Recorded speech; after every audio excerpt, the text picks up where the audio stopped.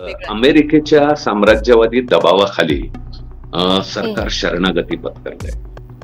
या दबावाला कुठल्याही प्रकारे प्रत्युत्तर देण्याचा प्रयत्न हा हं, सरकारनं केलेला आहे. म्हणजे ट्रम्प बद्दल बोलायचं पंतप्रधानांनी टाळलेलं आहे. नाव पण ते हं, घेत नाही. अमेरिकेला प्रामुख्यानं भारतीय शेती आणि शेतीवर आधारित जी बाजारपेठ आहे ती कब्जात घेणं हे त्यांचं हं. मुख्य सूत्र आहे. कॉर्पोरेट कंपन्या लूट करत आहेत, त्या लुटीला सरकार पाठीशी घालतंय आणि बळी मात्र शेतकऱ्यांचा देत आहे. म्हणून ह्या अॅग्रो बिझनेस कॉर्पोरेशनच्या हितसंबंधापुढे शरणागती पत्करणं हे परवडणार की कोणालाही व्याज माफी किंवा फायनान्शियल पॅकेज सपोर्ट जो आहे तो अशा प्रकारचा कर्जाबद्दलचा कुठलाही फायनान्शियल सपोर्ट दिला जाणार नाही.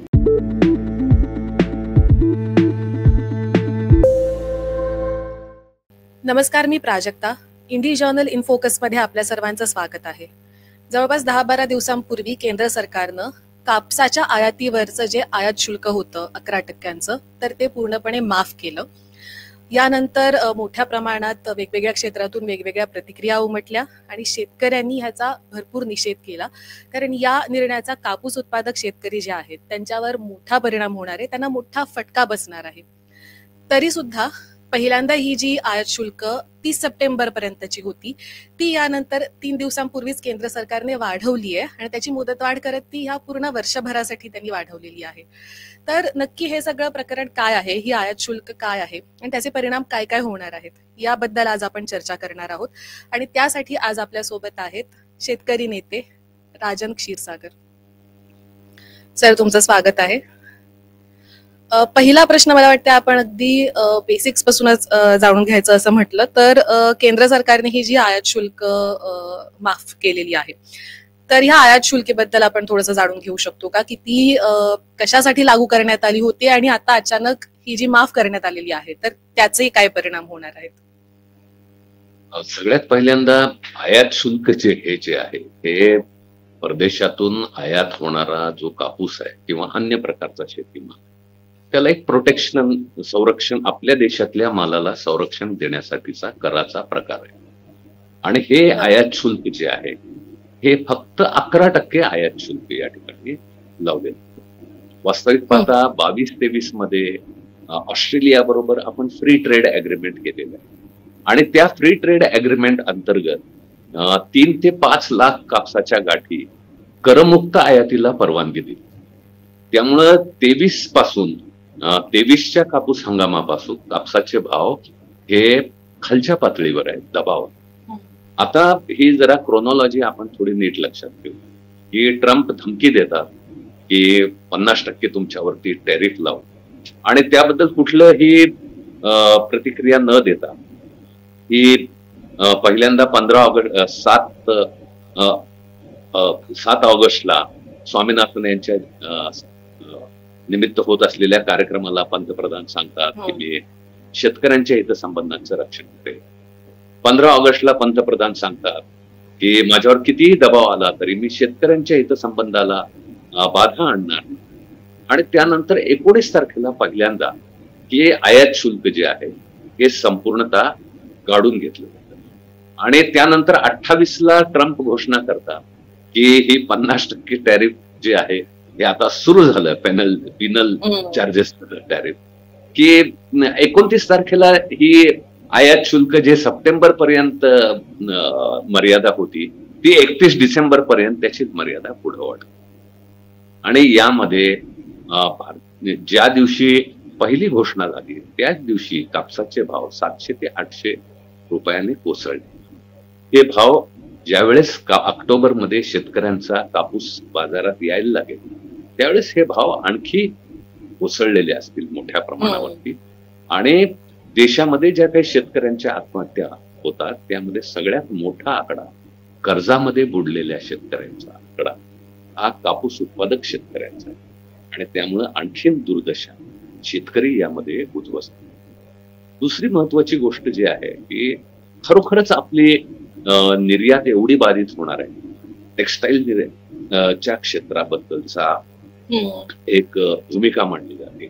आणि कॉर्पोरेट टेक्सटाईल कंपन्यांनी या पावलाचं स्वागत केले.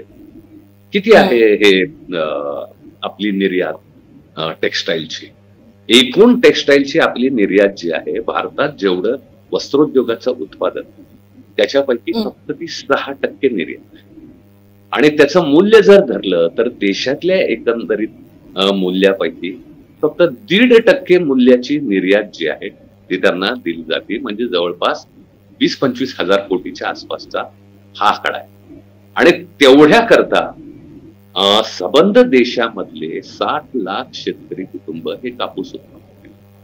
आणि या संपूर्ण कापूस उत्पादकांना ज्या प्रकारे सरकार वेठीला धरत आहे ते सगळ्यात धोकादायक गोष्ट आहे आणि ती संतापजनक बाब आहे. त्यामुळं तीव्र असंतोष शेतकऱ्यांच्या सर्व संघटनांमध्ये निर्माण झालेला आहे. शेतकऱ्यांमध्ये तीव्र प्रतिक्रिया येत आहेत आणि संपूर्ण संयुक्त किसान मोर्चा आमच्या किसान सभेसह रस्त्यावरती 1 तारखेपासून या ठिकाणी उतरतोय. ही बाजू आपण लक्षात घेतो. पहिला भाग कशाला पाहिजे निर्यात केंद्रीय अवस्था? आमचं म्हणणं आहे की या ठिकाणी अगोदरच जी कापसाची किंमत ठरवली जाते ती किंमत अत्यंत तुटपुंजी आहे.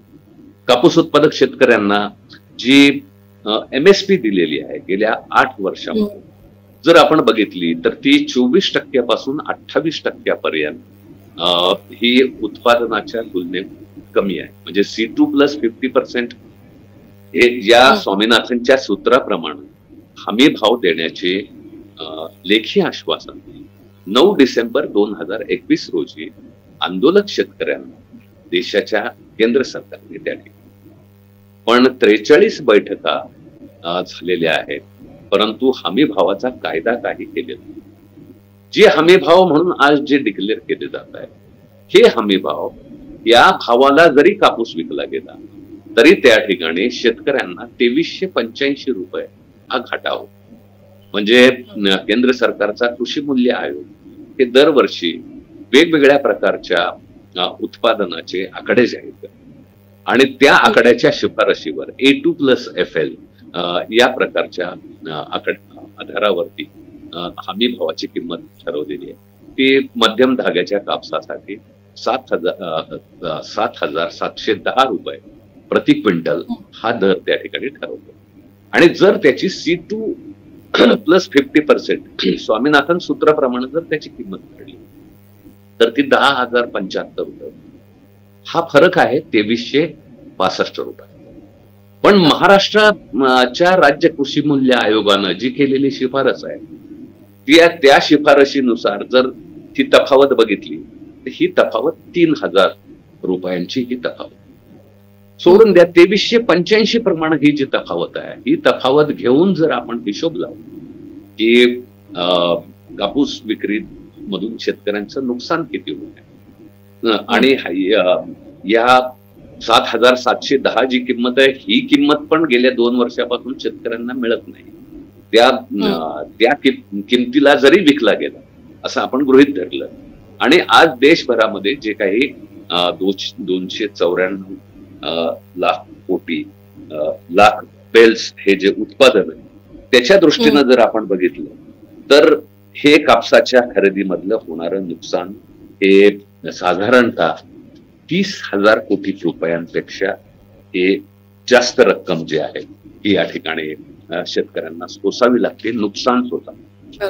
ज्यावेळेस शेतकऱ्याचा शेतीमाल विकला जातो त्यावेळेस मात्र हे नुकसान जे आहे हे नुकसान कर्जामध्ये बदलतं आणि त्यामुळे सगळ्यात मोठ्या प्रमाणावर कापूस उत्पादक शेतकरी आपल्याला कर्जबाजारी असलेला आणि आत्महत्येच्या गर्तेत सापडत असलेला दिसतो. इथं काही आकडेवारी आहे, मी आपल्याला स्पष्ट करू इच्छितो. हा सर, आपण त्याच्याकडे येऊयात. त्याच्या आधी मला एक हे विचारायचं होतं की एवढं असताना म्हणजे आता तुम्ही एक्सप्लेन केलं की काय परिस्थिती आहे आयात शुल्काची पण आणि कापूस उत्पादक शेतकऱ्याची पण एका अर्थाने, पण तरी सुद्धा 19 ऑगस्टला पहिल्यांदा जाहीर केल्यापासनं आपण बघतो की ह्याच्याबद्दल वेगवेगळ्या पद्धतीने सरकारला सांगण्यात आलं की हा निर्णय बरोबर नाहीये, हा निर्णय मागे घ्यावा. त्यासाठी आंदोलनाचा इशारा दिला गेला, काही ठिकाणी आंदोलनं झाली.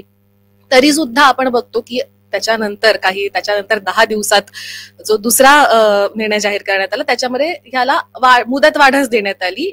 तो निर्णय मागे घेणं लांबचं राहिलं. तर हे धोरण असं सरकारचं का दिसतंय, हा दृष्टिकोन का दिसतोय की एक शेतकरी पहिली गोष्ट, अमेरिकेच्या साम्राज्यवादी दबावाखाली सरकार शरणागती पत्करलंय. या दबावाला कुठल्याही प्रकारे प्रत्युत्तर देण्याचा प्रयत्न हा सरकारनं केलेला आहे. म्हणजे ट्रम्प बद्दल बोलायचं पंतप्रधानांनी टाळलेलं नाव पण ते घेत नाही.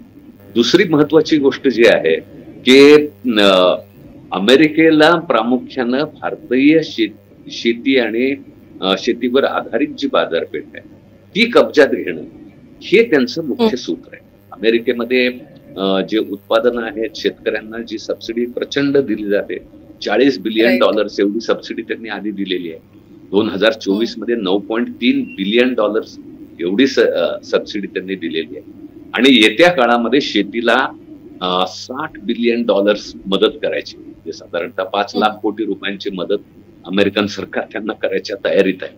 आणि अशा वेळी त्यांना त्यांचा कापूस आंतरराष्ट्रीय बाजारपेठेतल्या किमतीपेक्षा 27% पेक्षा जास्त, 27 ते 35% आपल्यापेक्षा कमी किमतीमध्ये कापूस विकता येऊ शकेल. आणि तशाच कापसातून आपली बाजारपेठ कब्जात घेण्याचा प्रयत्न आहे. शेतकऱ्यांचा कापूस कोण खरेदी? आणि कॉटन कॉर्पोरेशन ऑफ इंडिया जी मुख्य सार्वजनिक क्षेत्रामधली कंपनी कापूस खरेदी करते, तिचा आजवरचा इतिहास आहे. गेल्या 11 वर्षांमध्ये फक्त 13% कापूस त्यांनी खरेदी केली. आणि त्यांची यंत्रणा जी आहे, म्हणजे आपल्याला रचनेवरूनच लक्षात येईल की कॉटन कॉर्पोरेशन ऑफ इंडिया हे कोणाच्या अखत्यारीत आहे? कृषी विभागाच्या नाही, ही टेक्सटाईल मिनिस्ट्रीच्या अंतर्गत. आणि तिचा उद्देश आणि हेतू जो आहे तो टेक्सटाईल इंडस्ट्रीला स्वस्त कापूस पुरवणं हा उद्देश आहे. शेतकऱ्यांना हमी भाव किंवा चांगली किंमत मिळवून देणं हा त्यांचा उद्देशच नाही. त्याच्यामुळे हे प्रकरण जे आहे सगळं गंभीर आहे. अमेरिकाचा जो ज्या प्रकारचा दबाव, म्हणजे उदाहरणार्थ यांच्याबरोबर ऑस्ट्रेलिया आणि युरोप यांच्याबरोबर केलेले करार काय फार चांगले आहेत अशातली गोष्ट. याच्यामध्ये युके बरोबरचा केलेला जो करार आहे त्याच्यामध्ये इंटेलेक्च्युअल प्रॉपर्टी राईट्स साठी खूप मोकळीक देण्यात आली. आणि दुसरी गोष्ट म्हणजे जी उत्पादनं ब्रिटनमध्ये होत नाहीत ती उत्पादनं पण त्यांना भारतामध्ये निर्यात करता येऊ शकतील अशी तरतूद करण्यात आली. तिसरी महत्वाची म्हणजे गव्हर्नमेंट प्रोक्युरमेंट प्रोसेसमध्ये सुद्धा ब्रिटिश कंपन्या उतरू शकतील ही पण तरतूद करण्यात आली. सेकंडरी प्रॉडक्ट शेतीशी निगडीत ही त्याच्यामध्ये निर्यात करतात. ही सगळी FTA अग्रीमेंट्स जी आहेत हे भारतातल्या शेतकऱ्यांना आणि भारतीय बाजारपेठ काबीज करण्याच्या हेतून केलेले. 2022-23 मध्ये ज्यावेळेस ऑस्ट्रेलिया बरोबर FTA झालं त्यावेळेस आम्ही मराठवाड्यातून काही आवाज त्याबद्दल उठला, परंतु देशभरामध्ये तो विषय चर्चेचा झाला नाही.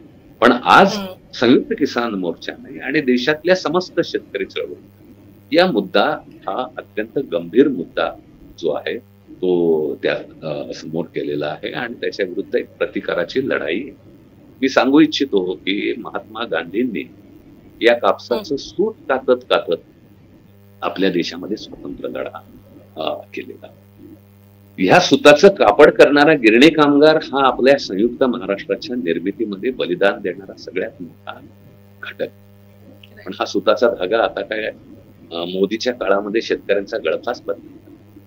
ह्या एवढी गंभीर ही या ठिकाणची परिस्थिती.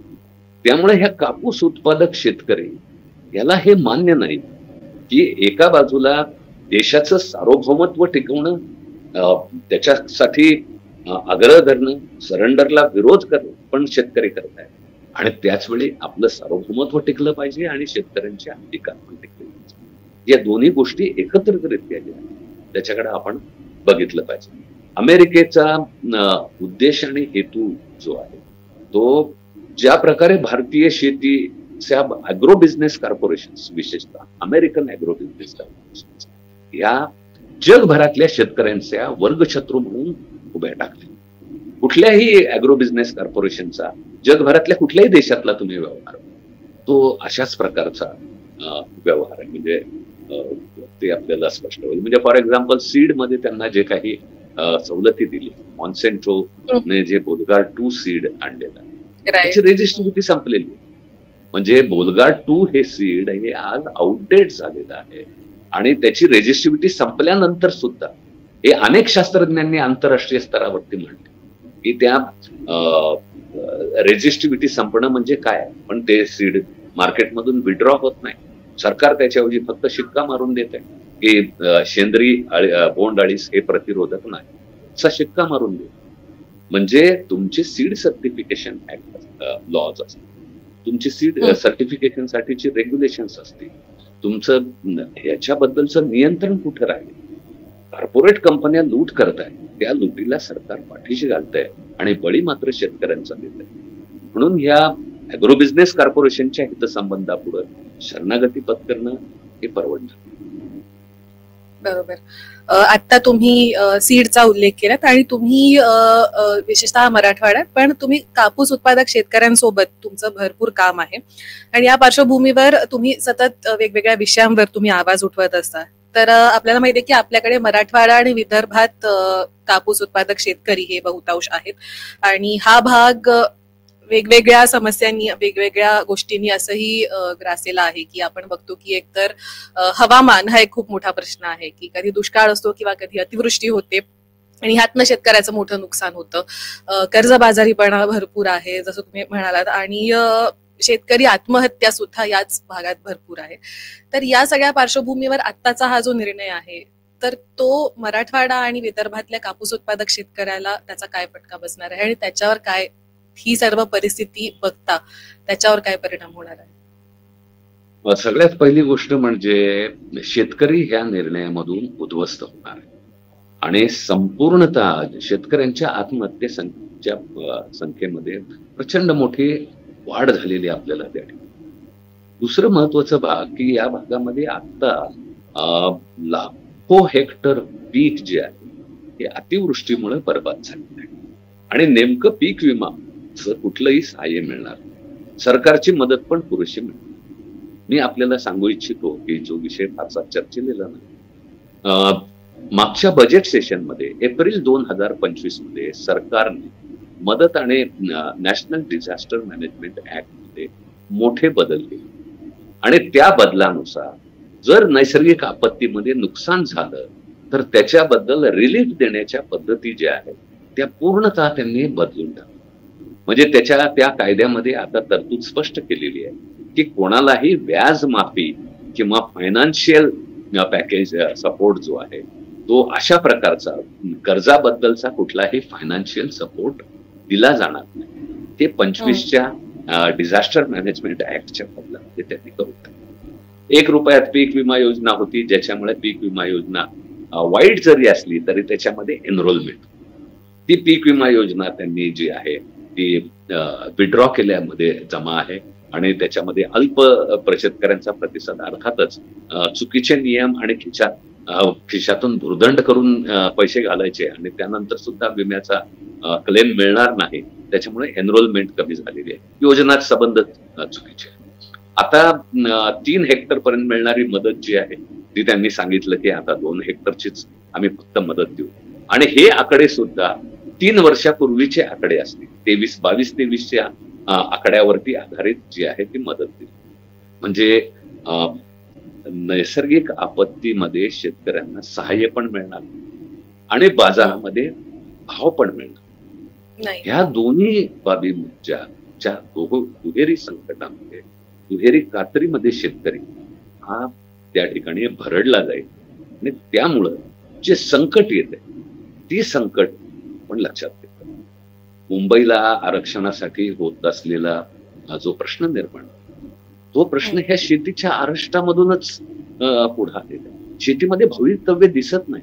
कोणत्याच शेतकरी जातीतल्या शेतकऱ्यांना स्वतःचं भवितव्य शेतीमध्ये दिसत नाही. म्हणून त्याचे जे सामाजिक परिणाम आहेत ते आपल्याला सर्व ठिकाणी दिसत आहेत की शेतकरी मुलगा नवरा म्हणून स्वीकारायला कोणी तयार, त्याला समाजामध्ये मानाचं स्थान त्याला त्या ठिकाणी मिळत नाही आणि ह्या सर्व प्रकारे हे अरिष्ट अधिकाधिक तीव्र होत आहे. आपण जर थोडा अंदाज घेतला की अमेरिकेमध्ये सबसिडी ज्या प्रकारे दिली जाते, तर भारतामधल्या शेतकऱ्याला ती सबसिडी 2-3% पण नाही. खताची सबसिडी होती 87,339 कोटी रुपये. गेल्या 2 वर्षामध्ये ही खताची सबसिडी विड्रॉ करून टाकलेली. आता ही खताची सबसिडी विड्रॉ तर केलीच आणि उलट त्याच्यावरचा जीएसटीचा कर वाढलेला, म्हणजे इनपुट कॉस्ट जे आहे ते सर्व प्रकारे त्या ठिकाणी वाढत आहे. नैसर्गिक आपत्तीमधली मदत त्या ठिकाणी विड्रॉ होते आणि बाजारपेठेमध्ये जो आपला शेतीमाल विकण्याकरता संरक्षण पाहिजे ते देखील मोडीत निघतंय. अशा गुंतागुंतीच्या परिस्थितीमध्ये शेतकऱ्यांसाठी हा अत्यंत घातक आहे आणि कापूस उत्पादक शेतकऱ्यांवर जी परिस्थिती आली तशीच परिस्थिती सोयाबीन उत्पादकांची, तशीच परिस्थिती जी आहे ते अन्य पिकांच्या बाबतीमध्ये होण्याची शक्यता. त्याच्यामुळे येणारा काळ इंडो युएस ट्रेड डील आणि सर्व प्रकारचे जे फ्री ट्रेड अग्रीमेंट्स आहेत हे फ्री ट्रेड अग्रीमेंट प्रचंड घातक आहे. WTO रेजिम ही मुळामध्येच आपल्या शर्ती ज्या आहेत त्याचा आग्रह त्या ठिकाणी धरला गेलेला आहे आणि दोहा राऊंड पासून एक वाईट मार्गाला उतरणीला लावलेला आहे. शेतकरी विरोधी याचा रोख स्पष्ट झाला. आता अमेरिका ह्या WTO च्या पण बाहेर जसं एक्स्ट्रा नियमांच्या पलीकडे जाऊन ज्या प्रकारे सवलती मागताय त्याला रेजिस्टन्स करणं हे भारतासारख्या कृषी प्रधान देशाचं पहिलं कर्तव्य आहे आणि त्या कर्तव्याला मात्र सरकार त्या ठिकाणी विश्वासघात त्या ठिकाणी. बरं, हे विश्वासघात करत असताना कॉर्पोरेटला किती सवलत येते. आम्ही म्हणतो ना, जर शेतकऱ्यांचं म्हणणं आहे की तुम्ही यंत्रमाग आणि हातमाग धारकांना तुम्ही स्वस्तात सबसिडाईज कापूस म्हणजे जेणेकरून त्यांना मार्केटमध्ये स्टँड होईल. जर शेतकऱ्यांना हमी भावाची किंमत मिळाली तर तुम्हाला जेवढी 1.5%, 6% निर्यात आहे तेवढे निर्यात करायची गरज पडणार नाही. तेवढं कन्झम्पशन आमचा शेतकरीच जर त्याचं जीवनमान उंचावलं तर तेवढं कन्झम्पशन करू शकतो. मुळामध्ये एक्सपोर्ट ओरिएंटेड ऍग्रिकल्चर किंवा निर्यात प्रधान अर्थव्यवस्था बनवणं हेच धोरण चुकीचं आहे. भारताच्या जनतेच्या क्रयशक्ती वाढवण्याकरता ज्या नीट प्रकारे जर भूमिका घेतली, मनरेगा तुम्ही क्रयशक्ती वाढवणारी योजना होती ती जवळपास मोडीत काढली. या सरकारचा कोणताही कार्यक्रम हा देशातल्या सर्वसामान्य जनतेची क्रयशक्ती वाढवणारा. हेल्थ एज्युकेशन तुम्ही महागडं करताय, फ्री मार्केटमध्ये करताय, त्याच्यामुळे पण क्रयशक्ती मोठ्या प्रमाणावर होती आणि ही क्रयशक्ती घटत जाणारी असल्यामुळं प्रश्न आणखी तीव्र. त्यामुळं शेतकऱ्यांचं कामगारांना आव्हान आहे की ट्रेड युनियन्सनी पण या गोष्टीबद्दलचा विचार मुठभर हे हा फायदा कोणाला मिळणार आहे की जी काही स्वस्तात कापूस आहे तो फक्त मुठभर त्याच्यातून काही कामगारांचे वेतन वाढवणार आहे का? कुठलेही कॉर्पोरेट कुठल्या कामगारांचे वेतन काही वाढवणार, त्यांचं कामगारांचं, यंत्रमाग धारकांचं, हातमागाचं कुठलाही इन्कम जे आहे ते वाढणार. त्यातला फक्त कॉर्पोरेटचा प्रॉफिट जो आहे तो मुठभर कॉर्पोरेटच्या प्रॉफिट करता हे पाऊल उचलता कामा नये. उलट टॅरिफचा मुकाबला करावा आणि आम्हाला MSP देऊन डोमेस्टिक मार्केट एक्सपांड करण्याचा प्रयत्न करावा, हा आमचा प्रस्ताव. बरोबर.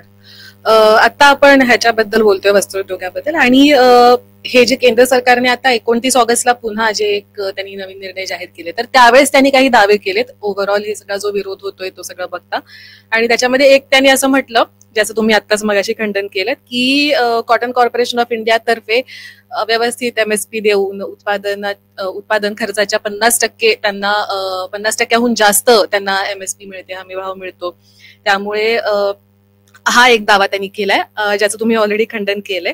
आणि दुसरा दावा त्यांनी असा केलाय की ही जी आयात केली जाईल कापसाची, तर त्यांचं असं म्हणणं आहे की इथले जे वस्त्रोद्योग आहेत ते प्रेफरन्स त्या कापसाला नाही देत. ते काही स्पेशलाइज त्यांची रिक्वायरमेंट असेल इंडस्ट्रीची किंवा मग काही कॉन्ट्रॅक्ट्स असतील, त्यांची गरज असेल तरच ते तो कापूस वापरतील, नाहीतर ते प्राधान्य भारतातल्या इथल्याच डोमेस्टिक कापसालाच देतील, असा एक दावा त्यांनी ह्याच्यात केलेला आहे. मात्र त्याचवेळी असं पण म्हटलेलं आहे की यामुळेच दुसरं एक आहे की सप्लाय डिमांडची त्याच्यामध्ये गॅप आहे, त्याच्यामध्ये अंतर आहे, आणि म्हणून आपल्याला हे आयात जी आहे ती सोपी करावी लागणार आहे.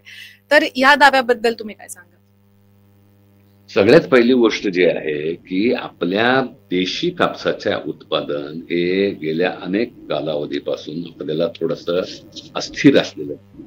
कारण ते अस्थिर असताना आपल्याला हे दिसतं की सरकार प्रामुख्यानं ते या कापूस उत्पादक शेतकऱ्यांच्या समस्यांबद्दल गंभीरच नाही. आणि म्हणून त्यांनी ऑलरेडी ऑस्ट्रेलियामध्ये 22 ते 20 ला फ्री ट्रेड अग्रीमेंट करून त्यांनी 5 लाख कापसाच्या गाठी या आयात करण्याची पॉलिसी तर घेतली आणि त्याच्यामुळं भाव कोसळले. भाव कोसळल्यानंतरही त्यांनी केलेली खरेदी जी आहे ही 34% जास्त खरेदी केलेली नाही. आणि कॉटन कॉर्पोरेशन ऑफ इंडिया हे ज्या प्रकारची कार्यपद्धती अवलंबतात, शेतकरी आम्ही मागणी करतो की तिच्या संपूर्ण कामाच्या पद्धतीमध्ये आमूलाग्र बदल करायचे. ती शेतकरी केंद्रीय अशा प्रकारची खरेदी प्रणाली ती राबवत नाही. ती प्रामुख्यानं कॉर्पोरेटला सप्लाय करणं हा त्यांचा त्याच्यातला मुख्य उद्देश आहे. त्याच्यामुळे त्यांची खरेदी केंद्र सार्वत्रिकरित्या उघडली निर्माण केली जातात. त्यांचं पेमेंट वेळेवरती दिलं जातं. आत्ताच त्यांनी जाहीर केलंय की त्याच्याकरता परत एनरोलमेंट करा, ई-नाम मध्ये आणायचा आणि एनरोलमेंट करण्याची किचकट प्रक्रियाचा प्रयत्न करत आहे. आणि मध्यंतरी मला वाटतंय त्यांनी अचानकपणे बंद सुद्धा केली होती, बंद पण केलेली. त्याच्यामुळे आरडाओरडा झाला आणि आंदोलन करावी लागली. त्याचबरोबर याच्यामध्ये मोठ्या प्रमाणावर शेअर क्रॉपर्स पण आहेत, जी दुसऱ्याची शेती कशाला घेऊन करतात. त्यांच्याजवळ कुठलंही डॉक्युमेंट नाही, त्यांच्या नावावर खरेदी होऊच करणारच नाही ना, त्यांना कुठला रिलीफ त्या ठिकाणी दिला जातो. हे पण एक मोठं कारण. दुसरा भाग जो आहे की कॉर्पोरेट क्षेत्र तीच रक्कम खरेदी तेवढ्या पुरताच कापूस आणेल हे काही खरं नाही. कारण हे एकदा तुम्ही दरवाजा उघडल्यानंतर त्यामधून हत्ती पण येणार आणि डास पण त्याच्यामधून येणार आहे. त्याच्यामुळे ही गोष्ट जी आहे आपण लक्षात घेतली पाहिजे. त्याच्यातला तो केला जाणारा दावा खोटा आहे आणि कॉर्पोरेट हितसंबंधात तुमचं म्हणणं आहे की जर या ठिकाणी 1.5% वस्त्रोद्योग निर्यातीचं जर भारतामध्येच कन्झम्पशन झालं तर कापड उद्योगाची कुठली अडचण होणार. पण डोमेस्टिक मार्केट एक्सपांड करणं ही सरकारची प्रायोरिटी. त्याच्यामुळे ते ना शेतकऱ्यांना त्यांचा अधिकार देत आहेत, ना कामगारांना ते त्यांचा अधिकार देत आहेत ना. म्हणून 9 जुलैच्या कामगार शेतकऱ्यांची जी संयुक्त कृती झाली त्याचा संदेशच आहे. आणि यापुढे देखील दोन्ही क्षेत्रामधले कामगार आणि शेतकरी एकत्रितरित्या या दोन्ही गोष्टींचा प्रतिकार करण्याचा जरूर प्रयत्न करतील आणि त्या प्रतिकारातून मुळामध्ये निर्यात प्रधान आपली अर्थव्यवस्था बनवण्याचे प्रयत्न जे चाललेले आहेत जागतिकीकरणाच्या नावाखाली आणि रेट्याखाली, हे आपल्या देशाला गर्तेमध्ये नेणारे आहेत, गुलामगिरीमध्ये अन्य देशांनी ज्या प्रकारचे मार्ग अवलंबले अगोदर आपल्या देशातलं लोकांची क्रयशक्ती वाढवून आपली बाजारपेठ मोठी करणं आणि त्यातून विकासाचा मार्ग निर्माण करणं हाच प्राधान्यक्रम असला पाहिजे आणि त्यासाठी लढा चालू राहील. बरोबर. आता जरी आपण बघितलं की याबद्दल एक हे जे म्हटलं जातं की ट्रम्प टॅरिफ जे आहेत तर त्याच्यामुळे वस्त्रोद्योग क्षेत्राला जो काही फटका बसणार आहे म्हणून हा निर्णय घेतला गेला आहे वगैरे असं जे सरकार म्हणतंय. पण दुसरीकडे आपण हे बघतोय की ह्याच्यापूर्वी सुद्धा कायम जे एक टेक्सटाईल इंडस्ट्री मधलं जे एक लॉबिंग आहे ते अतिशय स्ट्रॉंग आहे. आणि जेव्हा कधी कापसाचे भाव वाढलेले आहेत ऑर्गॅनिकली सुद्धा जेव्हा कधी ते वाढलेले आहेत तेव्हा ते पाडण्यासाठी काही ना काहीतरी धोरणं आणण्यात आलेली आहेत. मला वाटतं 2-3 वर्षांपूर्वी सुद्धा ह्याच्यावरनं मोठा गोंधळ झाला होता. तर हे या लॉबिंगचा किती परिणाम आहे, म्हणजे फक्त टॅरिफ हे एकच कारण आहे का? भारतातली जी कॉर्पोरेट लॉबी आहे यांनी अनेकदा हाच प्रकार केले. म्हणजे खूपदा ऍक्च्युअली भारत हा मुळामध्ये कापूस उत्पादनातला एक निर्यातक असा प्रकारचा देश. त्याच्यामुळे वेळोवेळी पाकिस्तान बरोबरचे संबंध खराब झाले. त्याच्यामुळे पाकिस्तानातली निर्यात जी आहे ती बंद पडलेली. थोडेसे नॉर्मल रिलेशन होते तेव्हा पण ती निर्यात झालेली नाही. बांगलादेश बरोबर पण तणाव पूर्ण झालेला आहे. बांगलादेशच्या वस्त्रोद्योग इंडस्ट्री करता पण बांगलादेशात काही एवढा कापूस पिकत नाही. त्यांना भारतामधनं जिथून चांगल्या प्रतीचा कापूस मिळेल तिथून पाहिजेच आहे. भारत हा निर्यातक असलेला कापूस उत्पादक देश आयातक बनावं हे इथपर्यंत आपल्या देशाला कसं आणलेलं आहे तर त्याच्या पाठीमागे ह्या वस्त्रोद्योग कॉर्पोरेट लॉबीचा मोठा रोल आहे. हे ऑस्ट्रेलिया बरोबरच अग्रीमेंट सुद्धा त्यांनीच करायला भरी लागला आणि हाच या सरकारचा ची नीती ठरवता ड्रायव्हिंग फोर्स. म्हणजे त्याच प्रकारे रशियामधून तेल जे आयात केलं जातं ते काय ONGC किंवा पब्लिक सेक्टर कंपनी आयात नाही करत, त्या प्रायव्हेट कॉर्पोरेट्स जे आहेत त्याच त्या ठिकाणी आयात करतात. त्याच्यामुळे हे जरा यातली गुंतागुंत जी आहे आपण ती लक्षात घेतली पाहिजे की कॉर्पोरेट हितसंबंध केंद्रस्थानी ठेवून निर्यात प्रधान व्यवस्था तुम्ही राबवायचा जर प्रयत्न कराल तर त्यामध्ये आपल्या देशातील सर्वसामान्य जनतेला तुम्ही गोत्यामध्ये म्हणाल आणि आपल्या देशाचं सार्वभौमत्व सुद्धा त्यामुळे धोक्यात आहे. म्हणजे आज घडीला जे चित्र दिसतंय की मुठभर कॉर्पोरेटच्या हितसंबंधाकरता तुम्ही आपल्या देशाचं सार्वभौमत्व देखील गहाण टाकायचा प्रयत्न त्या ठिकाणी करताय आणि हे कधीच करणार नाहीत अशातली गोष्ट नाही. हे चुंबाचुंबीचं प्रकरणच. म्हणजे ज्याप्रमाणे त्यांनी 15 ऑगस्टला लाल किल्ल्यावरून भाषण करून 4च दिवसात टर्न घेतलेला आहे आणि आयात केलेली आहे. दुसरं जे आहे की ट्रम्पने 50% 27 ऑगस्टला 50% टॅरिफ लागू केल्याची घोषणा करताच 28-29 तारखेला तुम्ही त्याला एक्सटेन्शन 31 डिसेंबर पर्यंत तुम्ही त्या ठिकाणी देऊन टाकता. त्याच्यामुळे हा कंडक्टच जो आहे हा शेतकरी आणि कामगार विरोधी आहे आणि या विरुद्ध शेतकरी प्रखरपणानं हे रस्त्यावरती येणार आहेत. जसं या निर्णयाचे परिणाम सगळीकडे दिसायला लागतील तसा शेतकऱ्यांमधला असंतोष उफाळल्याशिवाय राहणार नाही आणि त्या दिशेला वाटचाल चाललेली आहे. हे मला या ठिकाणी सांगावं असं वाटतं. हा जो नुकसान जे आहे म्हणजे कॉर्पोरेटला आतापर्यंत केलेल्या मदती याचा जर आपण बघितलं तर आपल्याला दिसतं की तुम्ही इनसॉल्व्हन्सी बँक्रप्सी कोर्टमधून तुम्ही 26 लाख कोटी रुपयांचं त्यांचं लोन माफ केलेलं. तुम्ही शेतकऱ्यांना अशी कोणती सवलत तुम्ही त्यांचा कॉर्पोरेट टॅक्स वेव केलेला. तुम्ही त्यांना निर्यात सबसिडी पण वेळोवेळी त्यांना त्या ठिकाणी दिलेली आहे. शेतकऱ्याला तुम्ही खताची सबसिडी काढून घेतली, त्याच्यावर GST कर लावला, सगळं बाद झालेलं आणि निकृष्ट दर्जाचं बियाणं तुम्ही त्याला दिलेलं आहे. बाजारपेठेतलं संरक्षण तुम्ही काढून घेता आणि म्हणताय तुम्ही जगाशी स्पर्धा कर. हे जे आहे हे म्हणजे संतापजनक आहे आणि निश्चितपणानं ह्या ऑक्टोबर-नोव्हेंबर महिन्यामध्ये शेतकरी असंतोषाचा फडका दिल्लीच्या रस्त्यापर्यंत पोहोचलेला आपल्याला निश्चितपणानं पाहायला मिळेल. हे ठामपणानं आपल्याला सांगू इच्छितो. बरोबर. आता आपण हे जे बोलतो की हा जो रोष आहे त्याच्या मागे हे पण आहे की असं आपण बघतो की कापूस उत्पादक शेतकऱ्यांमध्ये आत्महत्येचं प्रमाण मोठं असेल आपल्याला दिसतं. तुम्ही ह्यामध्ये सतत काम करत असता म्हणून मला वाटतं की हे तुम्हाला विचारणं योग्य राहील की काय हे प्रमाण आहे, किती पेटलेला आहे हा कापूस उत्पादक शेतकरी आणि काय आत्महत्येचं प्रमाण आहे महाराष्ट्रात सुद्धा आणि देशभरात सुद्धा. हे बघा आपल्याला सभागृहातच दिलेली माहिती आणि जाहीर माहिती आहे की गेल्या वर्षी 3 महिन्यामध्ये 767 शेतकऱ्यांनी या आत्महत्या ज्या आहेत या त्यांचं जर स्वरूप बघितलं तर या कापूस पट्ट्यामध्ये अतिशय हृदयद्रावक अशा कथा आहे आणि ह्या आत्महत्यांच्या पाठीमागची जी कारणं आहेत त्याच्यामध्ये एक कारण जे आहे हे कर्ज आणि कर्ज वसुलीसाठीचा दबाव हे पण होतं. म्हणजे गेल्या 2-3 वर्षामध्ये जर तुम्ही बघितलं तर पब्लिक सेक्टर बँकांनी हात आखडता घेतलेला आहे आणि प्रत्येक SLBCच्या वेबसाईटवरती आकडेवारी पण नसेल की 60-70% वर त्यांनी कर्ज वाटप केलेलं आहे. कर्जाची रिझर्व्ह बँकेनं पीक कर्जाची व्याख्या बदलून टाकलेली आहे. त्याच्यामुळे कॉर्पोरेटला दिलेलं कर्ज म्हणजे हार्वेस्टरच्या डीलरला दिलेलं कर्ज ते देखील पीक कर्ज धरले.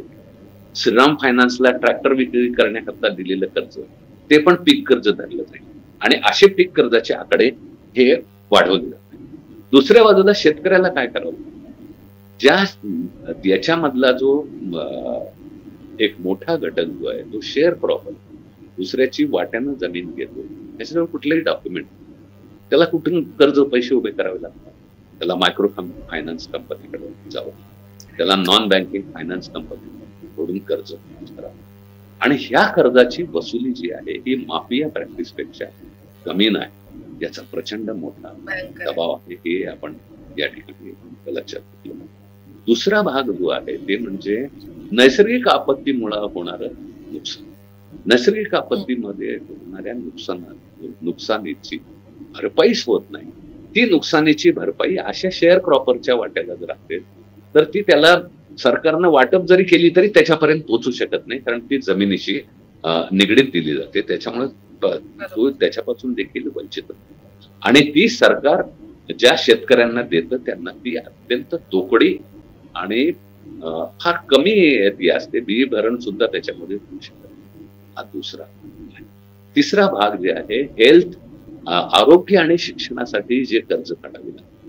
शिक्षणाचं ज्या प्रकारे खाजगीकरण झालेलं आहे आणि उच्च शिक्षणाकरता लागणारा जो पैसा आहे आणि आरोग्यासाठीचा, आता डोळ्याचं ऑपरेशन करण्यापासून कुठल्याही घरातल्या मात्र्या माणसाचं आजारपण म्हणलं तर शेतकऱ्याला 4 ठिकाणी हात पसरल्याशिवाय त्याच्या घरातलं मुलीचं बाळंतपण सुद्धा होऊ शकत नाही, अशा प्रकारची अवस्था.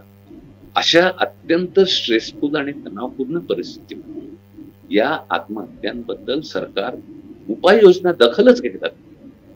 माझं म्हणणं आहे की तुम्ही या ठिकाणी वाघाने जर खाल्लं तर 20 लाख देतात आणि शेतकऱ्यांनी जर आत्महत्या केली तर त्या जे कुटुंब उघड्यावरती पडतंय त्या कुटुंबाला 1 लाख रुपयाची मदत देतात. त्यातले 2 मुली असतील तर 50,000 एफडी करून टाकतात. कुठलीही मदत, आणि त्याचं कर्ज वसुलीचं मात्र काम चालूच राहतं. कर्जामध्ये कुठलीही माफी. देशामध्ये आत्महत्याग्रस्त कुटुंबांना जी मदत दिली जाते त्याच्यामध्ये सगळ्यात कमी मदत ही महाराष्ट्र सरकार देते. आपण जर लक्षात घेतलं तर या ठिकाणी आंध्र तेलंगणा 5 लाख रुपयाचं रिलीफ देतं, कर्नाटक 3 लाख देतं, पंजाब 3 लाख. पंजाब त्यांचं कर्ज पण त्या ठिकाणी माफ करतं. अनेक वर्षापासून हे रिफॉर्म त्यांनी केले. मध्य प्रदेश शेतकरी आत्महत्या ओळखत पण, उत्तर प्रदेश शेतकरी आत्महत्येची दखल पण त्या ठिकाणी घेतली जाते. अशा सगळ्या परिस्थितीमध्ये महाराष्ट्रामधलं जे सरकार आहे त्या सरकारनं या आत्महत्यांच्या नोंदी घेणं पण या ठिकाणी बंद केले.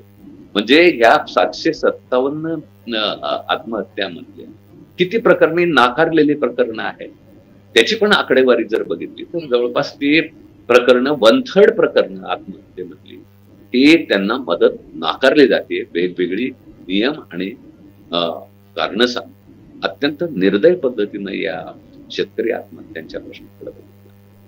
दुसरं ह्याचा जो बेल्ट आहे तो प्रामुख्यानं आपण जर नीट लक्षात घेतलं तर पश्चिम विदर्भ आणि मराठवाडा, जिथं साधारणतः नैसर्गिक आपत्तीचे हेलकावे जास्त आहेत, अशा भागामध्ये याचा आपल्याला तीव्र जो आहे तो भाग दिसतो.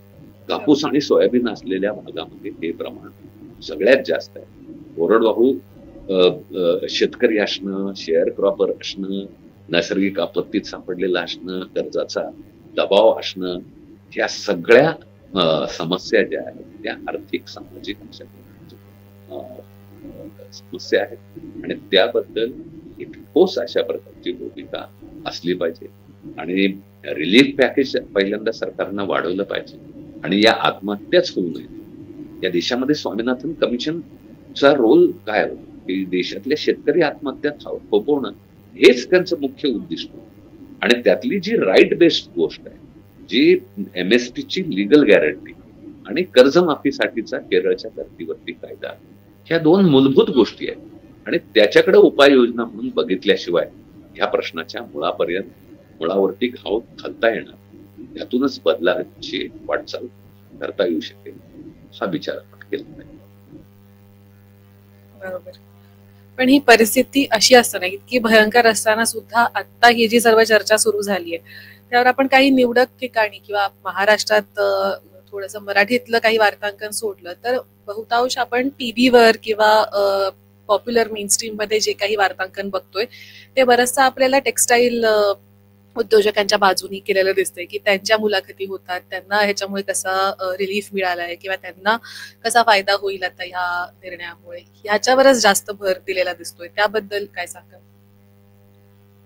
मेनस्ट्रीम मीडिया हे मोदींचं ढोल वाजवणारा मीडिया आहे. त्या मीडियाला स्वतःच काही मत असं नाही, तो प्लांटेड बातम्या दिल्या जातील एवढंच आहे. म्हणजे त्याला मीडिया म्हणणं हे देखील माझ्या दृष्टीनं चुकीचं आहे.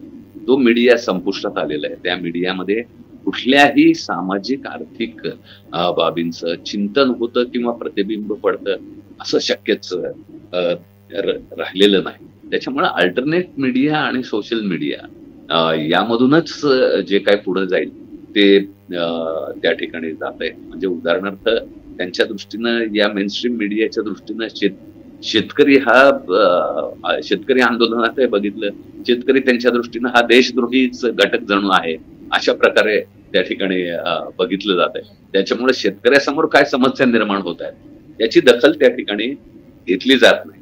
मीडिया जे आहे ते कॉर्पोरेटला जे काही कॉर्पोरेटच्या हितसंबंधांना कव्हर करून समाजामध्ये थोपवणं आणि एक चुकीचा पॉलिसी प्रायोरिटी रुजवणं हा त्यांचा त्या ठिकाणी अजेंडा आहे.